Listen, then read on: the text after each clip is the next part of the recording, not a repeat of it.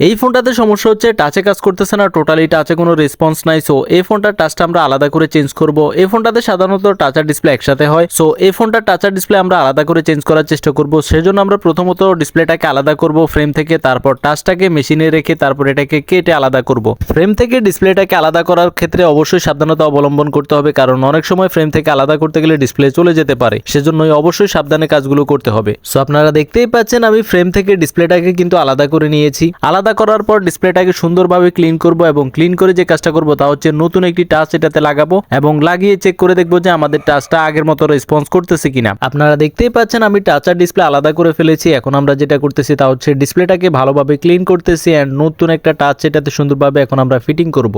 আপনারা দেখতেই পাচ্ছেন আমরা টাচটা ফিটিং করে দিয়েছি। এখন আমরা ফোনটাকে আগের মতো করে ফিটিং করে দেখবো যে আমাদের টাচের রেসপন্সটা আগের মতো রয়েছে কিনা। এন্ড আপনারা দেখতে পাচ্ছেন আমাদের টাচটা কিন্তু খুব সুন্দরভাবে কাজ করতেছে, তার মানে আমাদের সমস্যাটির সমাধান হয়ে গিয়েছে। সো ভিডিওটি ভালো লাগলে লাইক করতে ভুলবেন না এন্ড চ্যানেলে নতুন হলে সাবস্ক্রাইব করতে ভুলবেন না। ধন্যবাদ।